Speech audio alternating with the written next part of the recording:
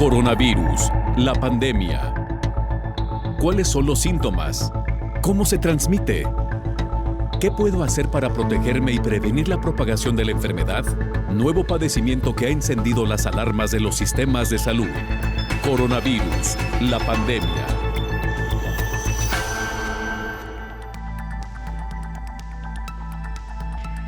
¿Qué tal? ¿Cómo le va? Bienvenido a este programa especial de Coronavirus, la pandemia, en este que es nuestro último programa del año 2020, un año para olvidar sin duda alguna. Nacía precisamente a finales de febrero este programa especial como consecuencia de una pandemia que poco a poco se iba extendiendo por el mundo, que llegaba apenas a México. El 28 de febrero se conoció el primer caso de COVID-19 en nuestro país y como consecuencia de ello, un grupo de autoridades de esta televisora, de esta radiodifusora, también del equipo de noticias, pensaron hacer este programa para llevar hasta usted una información puntual, pero principalmente profesional, desde la voz de los expertos, informar verazmente en medio también de una gran cantidad de noticias falsas que poco a poco surgían en medio de esta pandemia. Eso es lo que hemos conseguido gracias al esfuerzo de todo un equipo, gracias a su preferencia, llevar hasta usted este programa durante casi un año. ¿Cuál es nuestro deseo? Nuestro deseo es que este programa dure lo menos posible el próximo año, en la medida que la pandemia vaya poco a poco minando, poco a poco controlándose, que tengamos menos casos. Seguramente un programa como este ya no será necesario. Ese es nuestro deseo, que durante el próximo año pues esta pandemia se controle y que el próximo año también sea mucho mejor de este, que nos deja, además de daños colaterales, algo que nos duele y nos afecta: la muerte de muchos seres queridos. Así que bueno, bienvenido, así estamos iniciando. Hoy se cumple, por cierto, el primer año de que China notificara a la Organización Mundial de la Salud los brotes de una nueva cepa de coronavirus. Le llamaban entonces el SARS-CoV-2. Este nombre con el cual nos hemos familiarizado ya prácticamente en todo el mundo. Los primeros casos, como usted recordará, se registraban en Wuhan. Hoy estaremos recordando estos momentos. A un año del surgimiento del virus del SARS-CoV-2 se registran ya 80.707.000 personas que han sido contagiadas y más de 1 millón, casi 2 millones de personas que lamentablemente han perdido la vida. A la fecha, los países como Estados Unidos, India, Brasil, Rusia, Francia, Reino Unido, Turquía, España, además de Italia, registran el mayor número de contagios, muchos de ellos con una primera ola bastante complicada. Esta segunda ola en algunos casos ha sido peor. Han pasado ya 12 meses de esta pandemia y algunos países de Europa y América Latina confirman ya contagios con la nueva cepa del SARS-CoV-2. Esta pandemia que ha afectado de manera muy particular al personal de la salud, a quienes hoy en nuestro último programa les queremos dedicar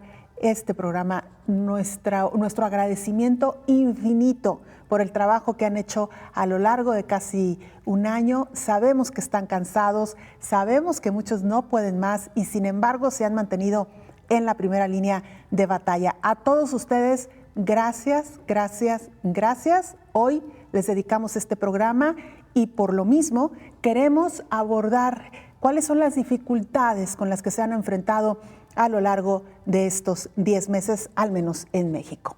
Vamos pues con nuestra nota introductoria. Es nuestra compañera Isaura López Villalobos quien nos la presenta.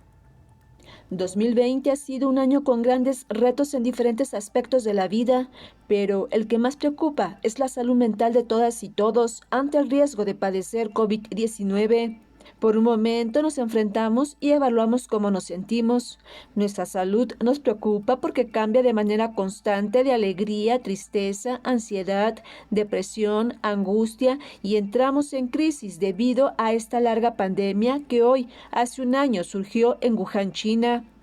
Uno de los sectores sociales de mayor riesgo y presión son los profesionales de la salud, quienes han padecido todo tipo de actitudes y sentimientos, tanto por atender a pacientes con COVID-19 y que se han ido. Pero se agrega a esta crisis mental las presiones laborales que llegan a ocasionarles más depresión y además de la situación social a ser agredidos por la ciudadanía. Pero también la sociedad se ha visto afectada en la salud mental en un panorama de riesgo de contagio. Para esta situación y atención, el sistema de salud mental a nivel mundial ha delineado una serie de acciones para dar apoyo psicosocial en tiempos de pandemia COVID-19. Informó Isaura López Villalobos. Y para hablar precisamente de este tema nos acompaña en esta mesa de trabajo el doctor Jesús Alejandro Aldana López, psiquiatra, quien además pertenece a una de las áreas encargadas de atender la salud mental de la población abierta y que en esta ocasión me contaba han abierto una línea especial para el personal de la salud. Doctor, bienvenido. Gracias por acompañarnos. Muchas gracias por la invitación. Cuéntenos, por favor, cómo surgió la idea y entiendo más bien la necesidad de abrir una línea especial para el personal de la salud. Bueno, la historia nos ha venido enseñando que en catástrofes, en desastres, en terremotos, etcétera, pues la necesidad del personal médico es indispensable. Más ahora que tratamos una pandemia y es una contingencia sanitaria, sabíamos o ya veníamos previendo cómo iba a ser la necesidad de requerimientos del personal de salud y sabíamos de la fatiga acumulada que pudiera generar, ¿no? Si de por sí a lo mejor ya conocíamos que había algo de agotamiento profesional, de burnout, era evidente que todas estas movilizaciones, enfrentarnos a un nuevo virus en contexto grave, que se podría propagar de forma rápida, pues evidentemente iba a retar al personal de salud. Nos ha retado. Y en ello, entonces, cuando estábamos en el diseño de la línea telefónica de fortalecerla, porque ya existía, pues bueno, se pensó en un número especial, es el 075, la opción 5, específica para poder canalizar a personal profesional que pueda atender las necesidades de salud mental de personal sanitario. Enfermería, trabajo social, camilleros, intendencia, médicos evidentemente, cualquier persona del ámbito de la salud puede acudir al 075, opción 5, para recibir de alguna forma contención, manejo, asesoría quizá. Claro, le recordamos a nuestra audiencia que nos sigue en otros estados de la República y quienes nos ven en varios países de América Latina, que hoy estamos hablando de este caso muy particular que surgió aquí en el estado de Jalisco, desde donde transmitimos, y que es una línea local que se ha encargado de atender al personal de la salud en nuestra entidad, pero seguramente habrán hecho algo similar en algunas otras ciudades y también en otros países, porque el personal de la salud, a pesar del compromiso y de la misión que ellos mismos adoptan, son seres humanos. Y esta es una pandemia que nos ha desbordado a todos, doctor. Sí, poco a poco hemos visto, pues, o sea, los requerimientos, el número de camas, la saturación hospitalaria, la demanda de personas, pues evidentemente no lograríamos empatar el número de personal médico que se requiere para poder atender el tamaño del problema, ¿no? De ahí la importancia de las cuarentenas, de poder mantenerlo lo más posible en casa, para poder hacer esto lo más suave posible en términos de que no raspe ya, de que no vaya a rayar ya con los límites de la ocupación hospitalaria y de los límites de la capacidad humana que tenemos para atender a las personas, ¿no? Todas las personas somos personas atendiendo a personas. Entonces, evidentemente queremos que sea una persona sana, competente, que haya descansado para que me pueda atender en sus mayores facultades, ¿cierto? Entonces, de ahí la importancia de cuidar al personal médico desde nosotros, en lo posible, pues quedándonos en casa. Claro, doctor, aquí algunas veces hemos utilizado una frase cuando hablamos del personal de la salud, los profesionales de la salud, y siempre decimos, ¿y a la Cruz Roja quién le ayuda? ¿No? Porque ellos están ayudando a toda estas personas que se han contagiado con el virus del SARS-CoV-2, pero a ellos ¿quién los ayuda? Estamos hablando de la parte física, del agotamiento físico, con jornadas extenuantes, sin descanso. Hemos explicado en diferentes programas cómo esta indumentaria especial muchas veces ni siquiera les permite comer, mucho menos ir al baño o tomar agua. Estamos hablando de la parte física, pero en la parte emocional, ¿Cómo los encuentran ustedes, doctor? Pues en realidad sí fatigados también mentalmente, preocupados con este temor también de no contagiar a sus familiares, de cuidarse muy bien, de tener que estar preparados. Imaginemos entonces toda la jornada y la parte más delicada, que es el retiro del equipo personal, de protección personal, pues bueno, es la parte donde más atentos deberemos de estar a la hora de retirárnoslo para evitar contagios. Entonces, quedan estas incertidumbres quizá, es lo que hemos encontrado, pero también lo que hemos encontrado es que poco se han acercado también a recibir apoyo o ayuda. ¿Por qué? Porque los síntomas del estrés, digamos que se van acumulando, ¿sí? O pueden pasar desapercibidos, o pueden no notar que ya tienen tensión, pueden no notar que están irritables, por ejemplo, y persistentemente molestos. O con insomnio, trastornos del sueño, etcétera, o consumo de sustancias también. Entonces, pasan desapercibidos y lo que queremos es abrir las puertas que permítanse reconocer cuáles son las manifestaciones del estrés que puedan estar teniendo y que se las atiendan, o que al menos se asesoren y que sepan que tienen espacios específicos para ellos. Muy bien, doctor. Vamos a hacer una primera pausa, pero vamos a regresar, por supuesto, para hablar mucho más del tema, qué tratamientos han recomendado, cómo manejar una situación emocional tan fuerte como el estar viendo permanentemente la muerte frente a ellos. En fin, situaciones que son muy complicadas y por lo cual repetimos, hoy le queremos dedicar nuestro programa al personal de la salud, a manera de tributo, de honra por el gran esfuerzo y el gran trabajo que han hecho a lo largo de este año. Vamos a hacer una pausa, regresamos.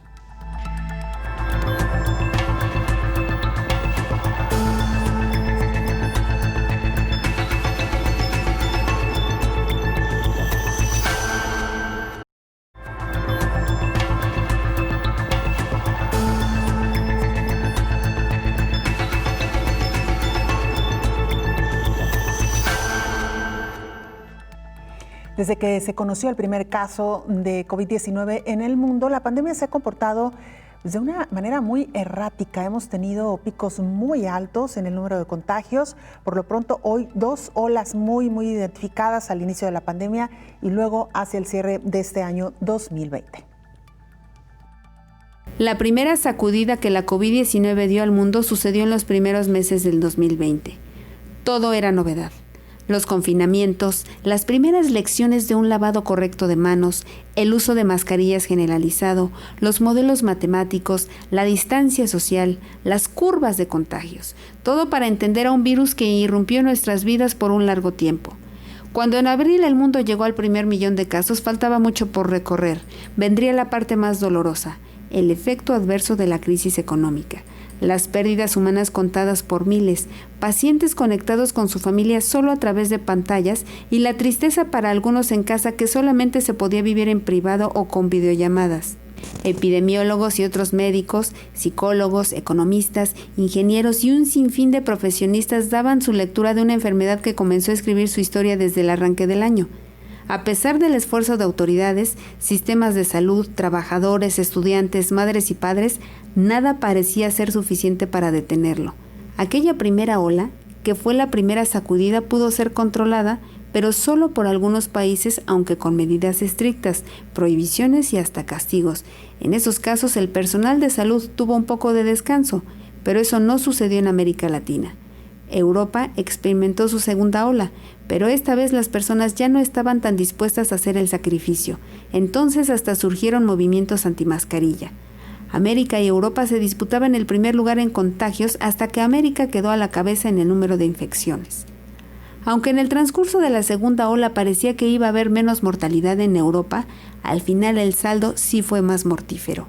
En tanto, la tendencia de pérdidas humanas en América Latina se ve de esta forma. Informó Elizabeth Ortiz. El tema que hoy nos ocupa, síndrome de burnout en personal de la salud como consecuencia de esta pandemia de COVID-19. Nuestra compañera Rocío López Fonseca nos explica.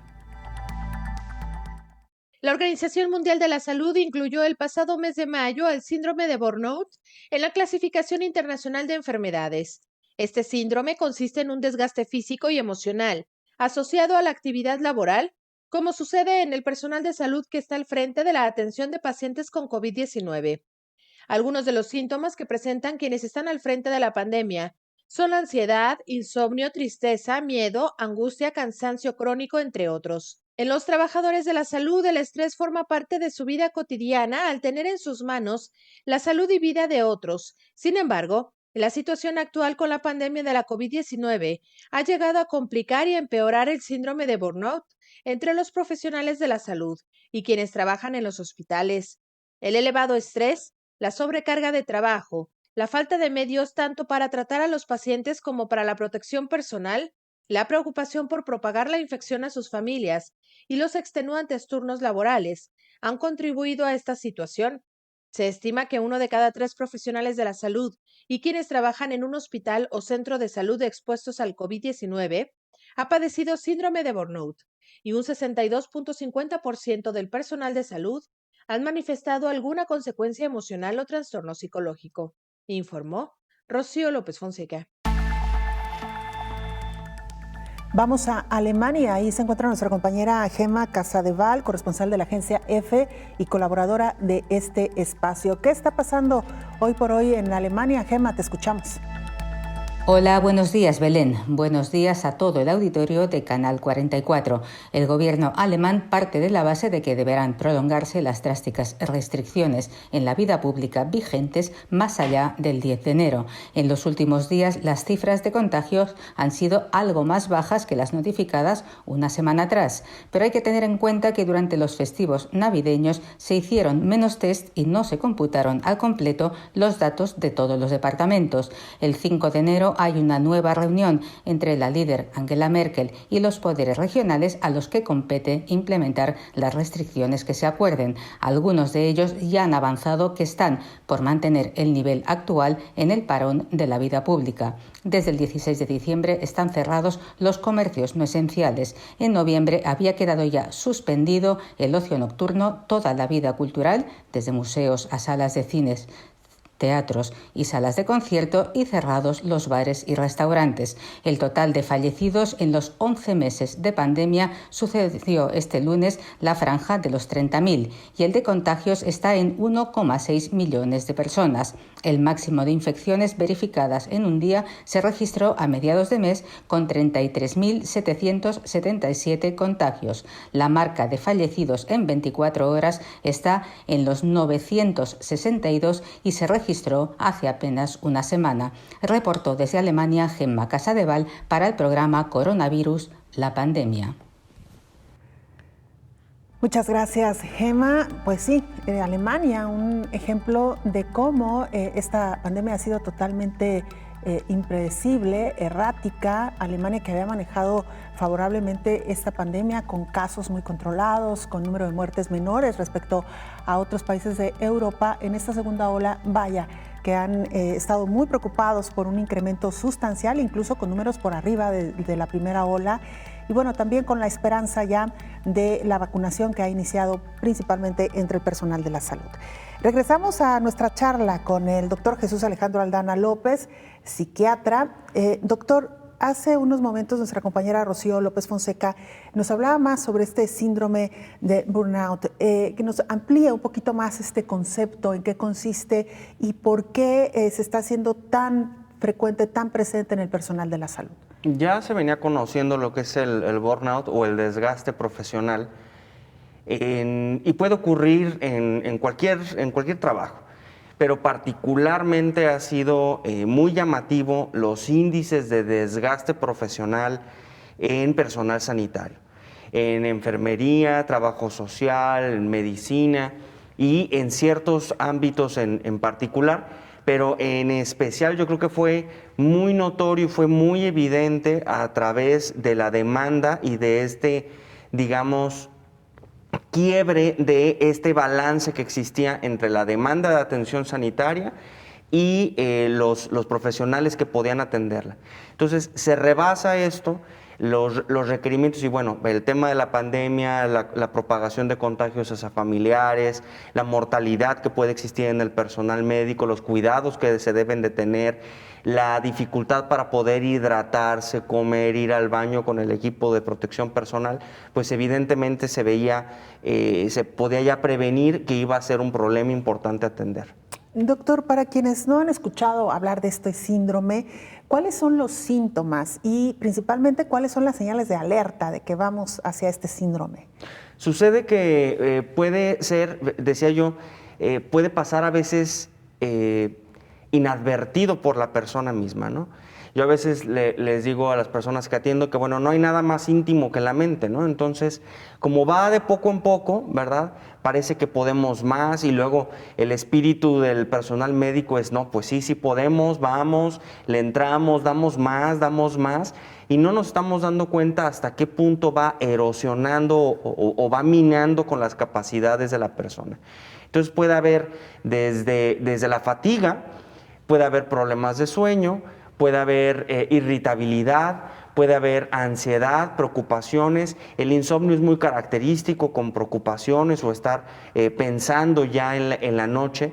Entonces, esto a veces lleva también a una porción del personal a automedicarse, pero no con medicinas, sino con alcohol, con tabaco, como para mitigar de alguna forma los síntomas emocionales que están teniendo y que no los estamos sabiendo reconocer, mucho menos saber tratar. Y luego este tipo de automedicación redunda en problemas mayores, doctor. Sí, pues complica el escenario, ¿no? Porque pues evidentemente lo deseable sería que supieran que existen mecanismos o espacios donde se pueden atender, como la línea de atención en crisis. 075, la opción 5 es solo para personal sanitario. Ahora, doctor, ¿cuál es el tipo de terapia o de tratamiento que ustedes están sugiriendo o siguiendo en el caso del personal de la salud? Pues considero que, es decir, es detonado por o es alimentado por un factor ambiental y contextual. Realmente el problema pues en sí no son ellos. Puede ser la manera en la cual afrontan. El tratamiento es que se puedan cuidar, pero también que nosotros podamos cuidar al personal sanitario, que nos estemos cuidando. Entonces yo creo que va mucho más enfocado a eso y va hacia la persona enfocado a que sepa reconocer las señales de malestar, estas señales emocionales que comento que pueden pasar inadvertidas, que comience a reconocer esta tensión muscular, estos días de mal sueño, este pensamiento recurrente, esta tristeza que no se nos disipa, este agotamiento, esta fatiga, dificultad para concentrarse, que comienzan a reconocer y sus indicadores, sus niveles de consumo también. Claro, lo que usted acaba de mencionar, doctor, es muy importante porque creo que no hemos hecho conciencia todavía como ciudadanos del efecto que trae una mala conducta de parte nuestra o una inconsciencia o irresponsabilidad.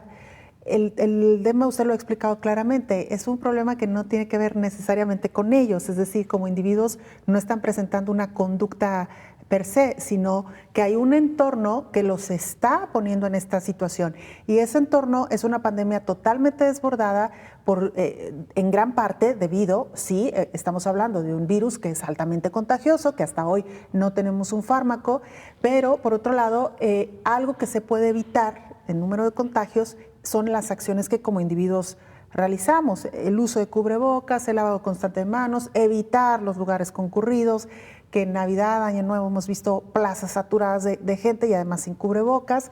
Y todo esto se ha convertido en un círculo vicioso que no permite bajar la carga de trabajo que hoy por hoy este personal de la salud están teniendo, doctor. Exactamente, es justo así, ¿no?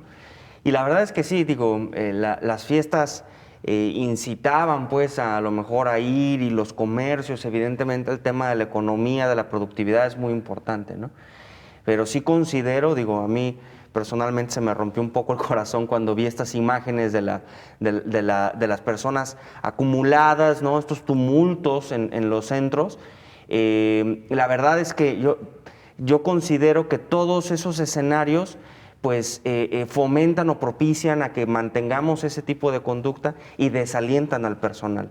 desalientan quizá a las personas que están en primera línea atendiendo este escenario, y los comentarios que escuchamos, pues bueno, son que estamos esperando ver las consecuencias de quizás estas situaciones en donde nos fuimos a los comercios, ¿no? Claro, o las celebraciones que por más que se dijo en Navidad y que hoy recordamos y repetimos, no celebrar en grande, ¿no? Como ocurría en años anteriores, pues fueron advertencias que fueron poco escuchadas, y que si de por sí en el mundo estamos teniendo números históricos en cuanto a contagios, efectivamente habrá que sumar los que se acumulen derivado de estas fiestas. Doctor, vamos a hacer una pausa, si me lo permite. Claro. Regresamos Gracias. para hablar mucho más de las afectaciones en la salud mental del personal profesional que está atendiendo hoy por hoy esta pandemia de COVID-19.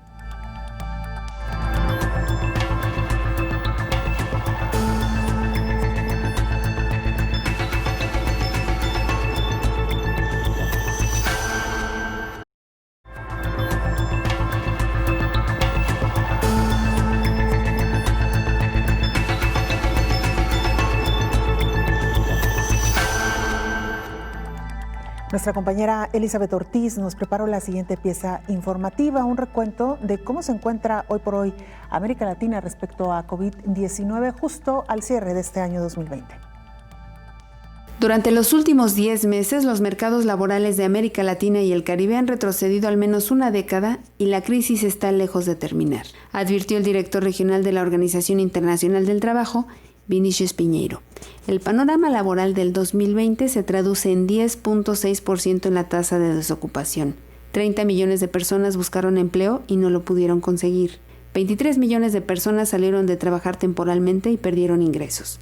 7.4% fue la reducción de participación laboral en hombres. 10.4% fue la reducción de participación laboral en mujeres. Pero el impacto negativo de la COVID-19 no para ahí. 11.2% es la tasa de desocupación prevista para 2021. El camino hacia una nueva y mejor normalidad no será fácil ni será corto, dijo el director de la OIT para América Latina y el Caribe. Por otro lado, la Organización para la Cooperación y Desarrollo Económicos señaló que Europa y América del Norte se llevan actualmente la peor parte de un rebrote del virus, que está paralizando la recuperación. Se espera que el Producto Interno Bruto Mundial del cuarto trimestre de 2020 se ubique 3% por debajo del mismo trimestre del año pasado. En la zona del euro y para los Estados Unidos se prevé una caída del 7.3% y 3.2% respectivamente. Se pronostica que la economía mundial tomará impulso solo de manera paulatina, a medida que las vacunas se apliquen en todos los países de la OCDE en el transcurso de 2021. La recuperación será desigual en los distintos países y sectores y podría provocar cambios duraderos en la economía mundial. Los países que cuentan con programas eficientes de aplicación de pruebas, rastreo y aislamiento, y donde es posible distribuir las vacunas eficaces con rapidez, posiblemente se desempeñen relativamente bien, pero persiste un alto grado de incertidumbre, advirtió la OCDE. Informó Elizabeth Ortiz. Gracias, Elizabeth. Y mire, el profesional de la salud presenta problemas de alimentación, deshidratación y fatiga como parte de los síntomas que ya le comentábamos en esta lucha por contrarrestar la pandemia de COVID-19. La deshidratación y la mala alimentación se han convertido en un problema para el personal médico y de enfermería que atiende casos de COVID-19. La falta de tiempo para comer y las largas jornadas que tienen que cubrir portando el traje especial han ocasionado que la mayoría de los médicos pretenden altos índices de deshidratación, además de fatiga por síndrome de burnout. Los profesionales de la salud se enfrentan a una carga de trabajo sin precedentes, pues aquellos que laboran en hospitales COVID deben de enfrentar turnos enfundados en trajes especiales que no pueden estar cambiando continuamente, lo que puede provocar a algunas personas fuertes dolores de cabeza y hasta mareos, ocasionados por la deshidratación y las emisiones de dióxido de carbono. En el marco de esta contingencia sanitaria ocasionada por el coronavirus, el médico especialista en trastornos del sueño y gerente médico de psiquiatría y sistema nervioso central de Grupo PISA, Rodrigo Durán Muñiz, explicó que por la demanda de trabajo que se vive en los hospitales, los médicos están presentando cuadros de estrés elevados, ya que todos los días se enfrentan de cerca a la pérdida de vidas, además de experimentar el miedo de ser contagiados de COVID-19 de llevar este virus a sus familias. El estrés siempre ha sido una constante en el personal de salud, especialmente en aquellos que trabajan en hospitales públicos. Pero con el inicio de los contagios por COVID-19, se han comenzado a dar casos de agotamiento emocional por estrés crónico, fatiga y en algunos casos, trastorno de estrés agudo. Especialistas en nutrición recomiendan que para combatir el síndrome de desgaste profesional o burnout, es de buena ayuda llevar una dieta a base de frutas y verduras, que incluyan antioxidantes y que proporcione la cantidad adecuada de vitaminas y minerales, que contribuyan al buen funcionamiento del sistema nervioso e inmunológico.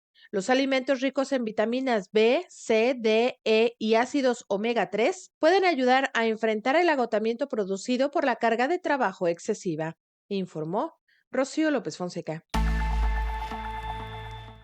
Muchas gracias, Rocío, por esta información. Doctor Jesús Alejandro Aldana López, psiquiatra.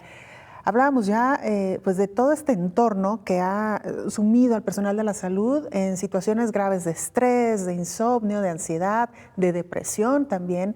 Y hemos quizá también, o habremos de sumar un ingrediente adicional, doctor. No es solamente la carga excesiva de trabajo, lo que ya decíamos también, la impotencia de no poder atender a tanta gente que llega, no porque no se quiera, sino porque no hay las herramientas o los insumos necesarios, pero también una parte muy fuerte para el ser humano, doctor, el estar en contacto permanente con la muerte.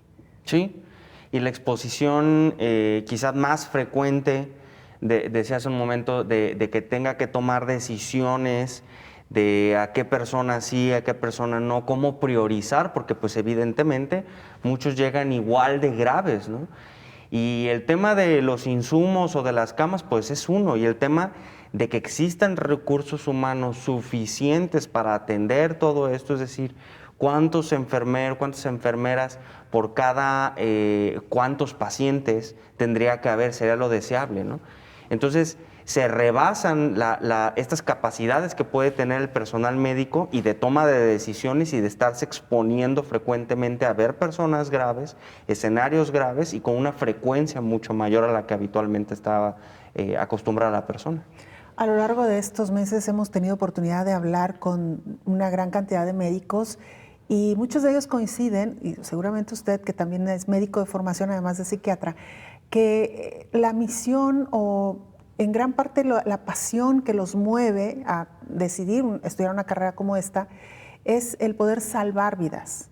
Y cuando estamos en escenarios tan complicados y no se puede salvar una vida, emocionalmente hay un impacto muy fuerte, doctor.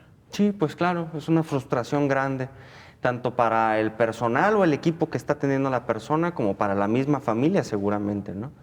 Es decir, también en la población abierta, pues existe una frustración grande de saber que, bueno, que la ocupación hospitalaria, que no hay suficiente, etcétera, ¿no? Existe esa frustración. De ahí viene, pues, quizá el concepto de que somos personas cuidando a personas y que también estas personas pueden cuidar al personal médico, etcétera, ¿no?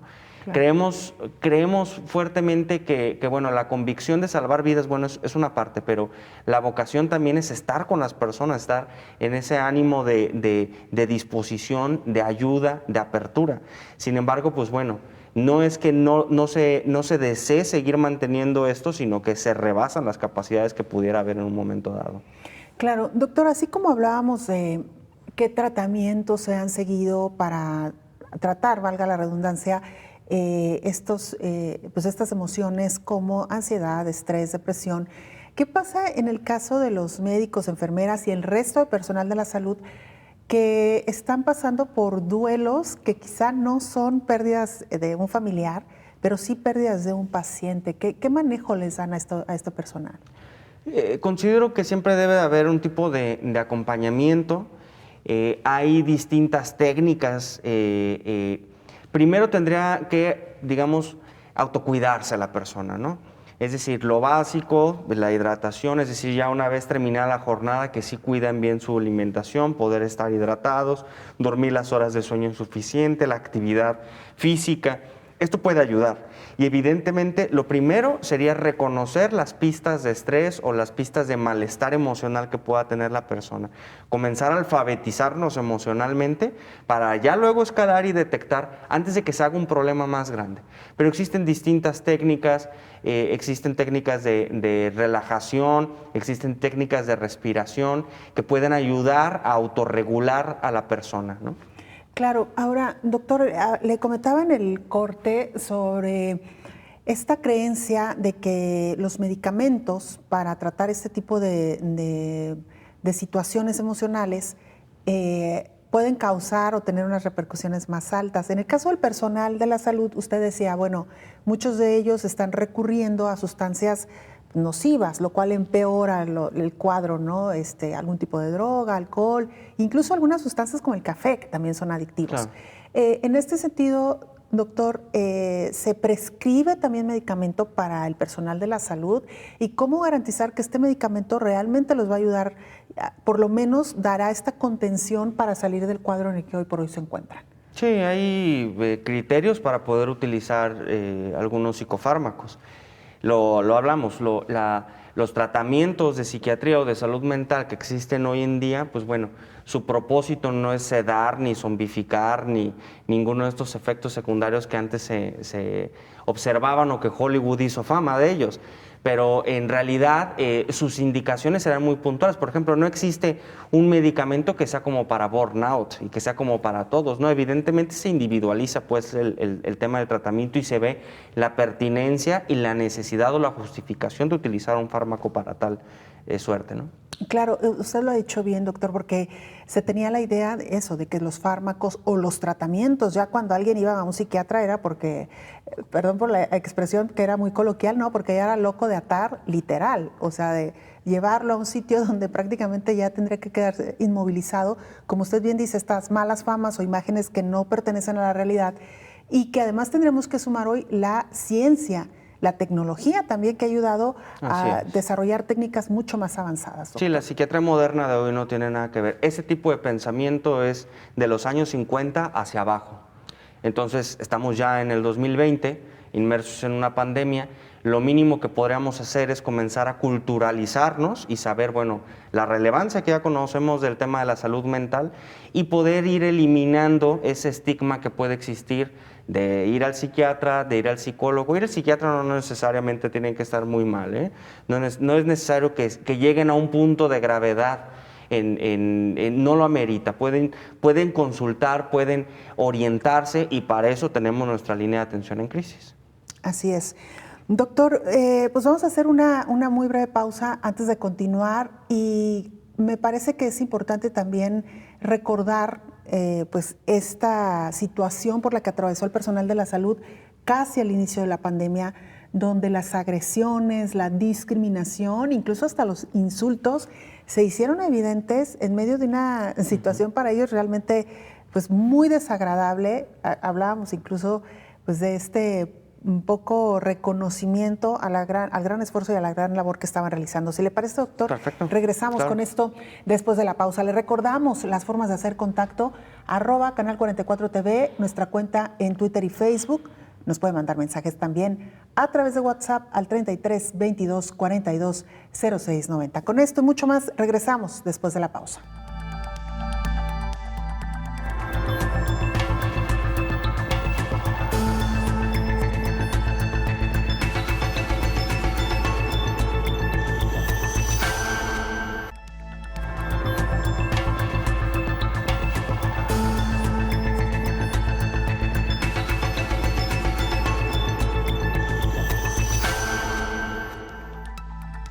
Estamos de regreso en este programa especial de coronavirus, la pandemia. Mire, la Organización Mundial de la Salud ha planteado varios retos ante la emergencia internacional sanitaria.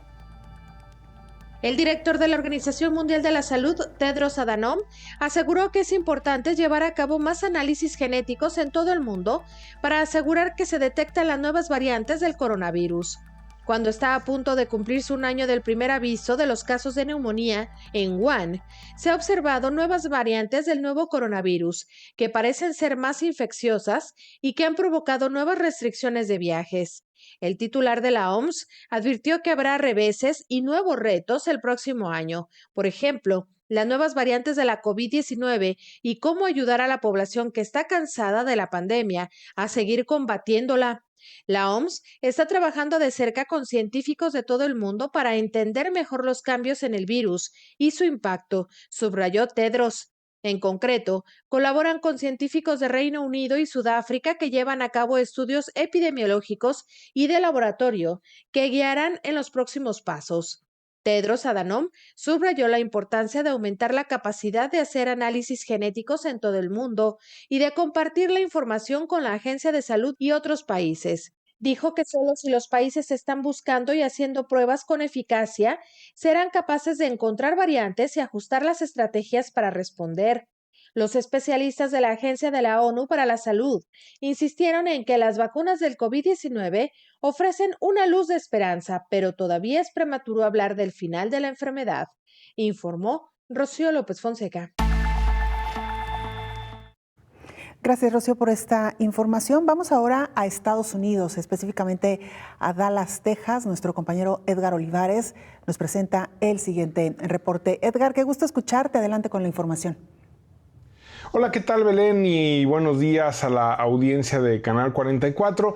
El pasado 4 de marzo comenzó la historia de COVID-19 en el estado de Texas, sin imaginar que se convertiría en el segundo con más casos de contagios en todo el 2020, por encima de estados que tuvieron un impacto muy fuerte en el comienzo de la pandemia en la primera etapa, como Nueva York o Nueva Jersey.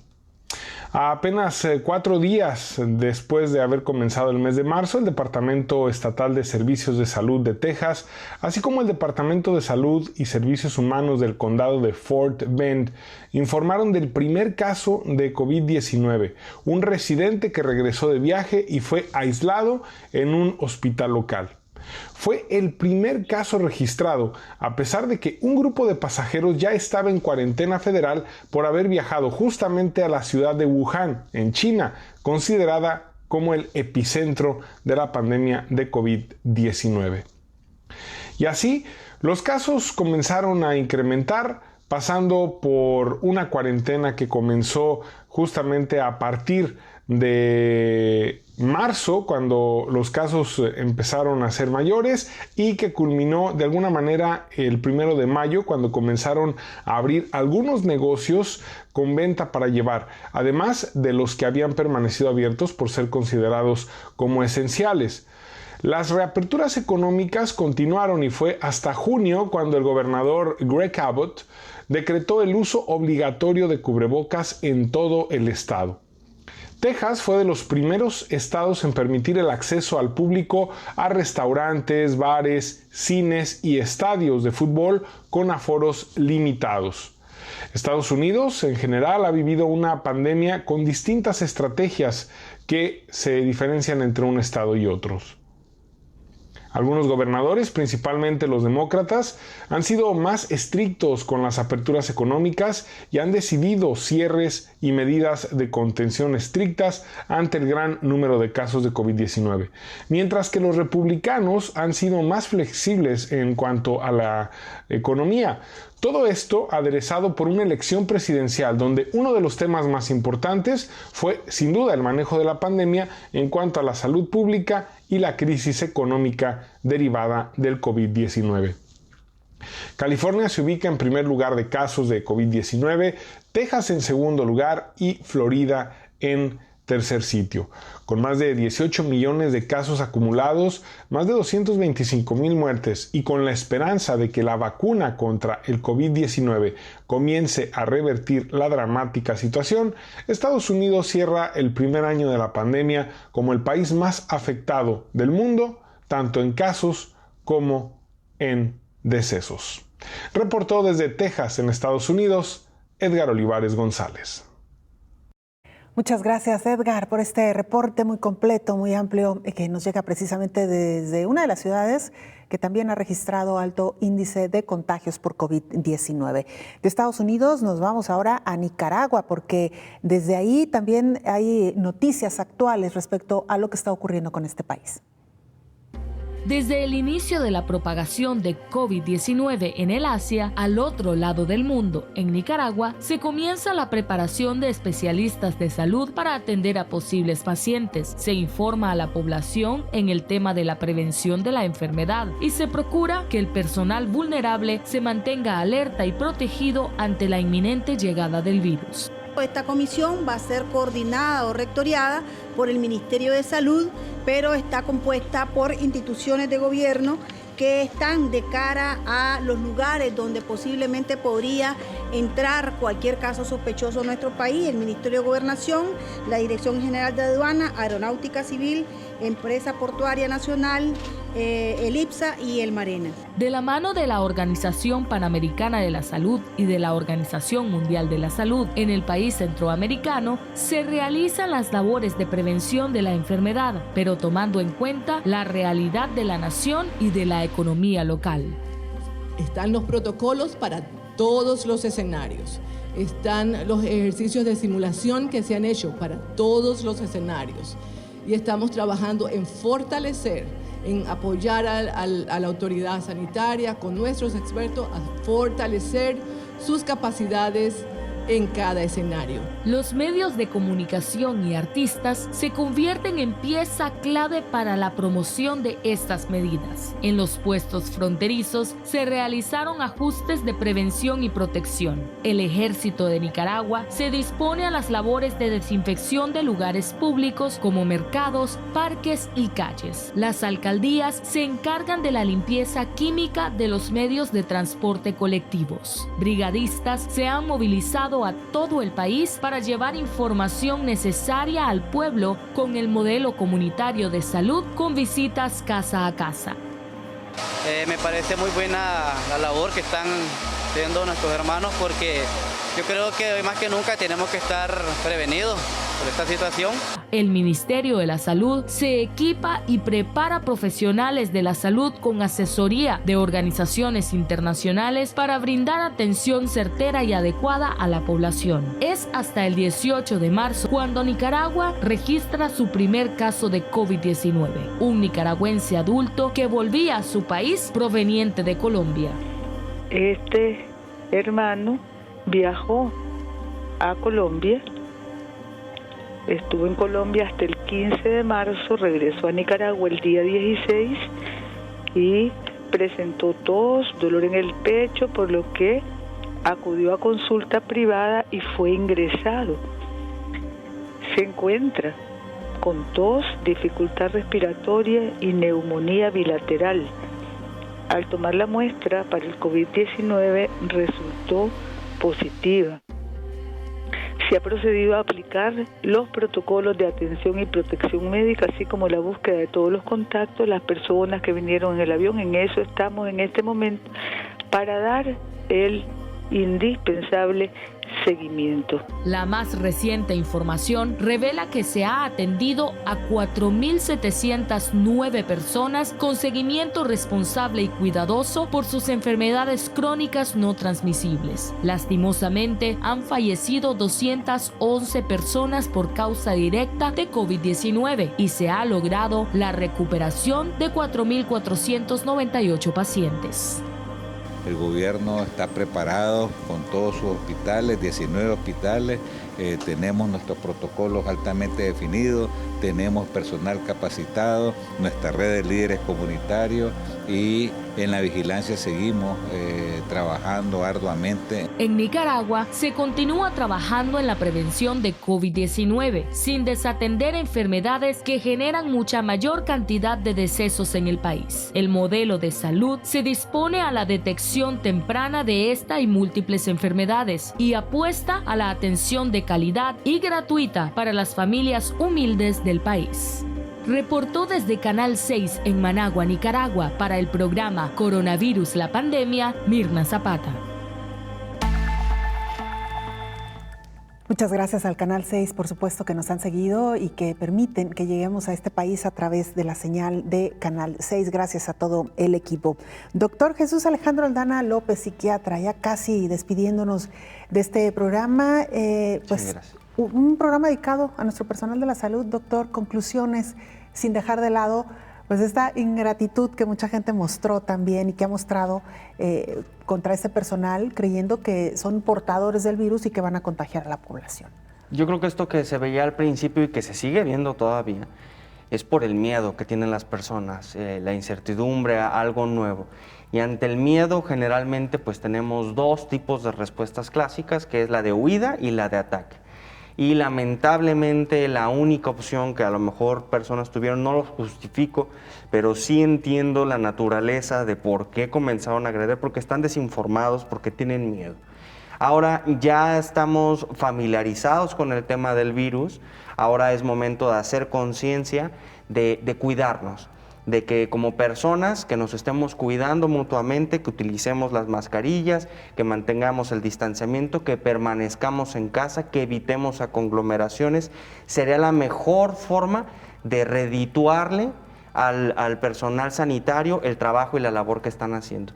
Yo la verdad es que deseo que este año haya sido de mucho aprendizaje para todos, de mucha paciencia, de tolerancia, de entendimiento y bueno, el próximo año todavía tenemos un camino que recorrer, que lo recorramos juntos, que no nos veamos separados de personal médico por un lado y la población general. Estamos hablando como iguales. Entonces yo creo que como iguales nos merecemos respeto, nos merecemos afecto, nos merecemos confianza también y bueno, cuidarnos mutuamente.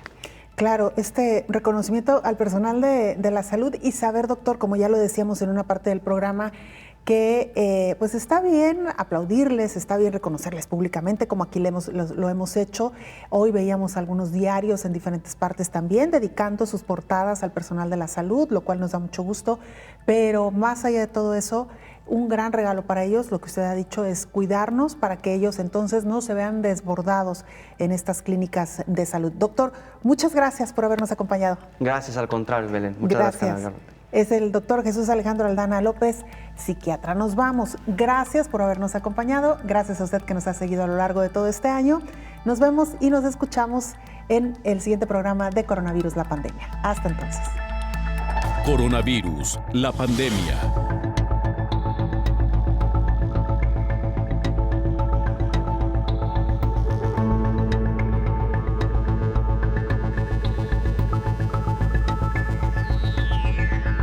Coronavirus, la pandemia.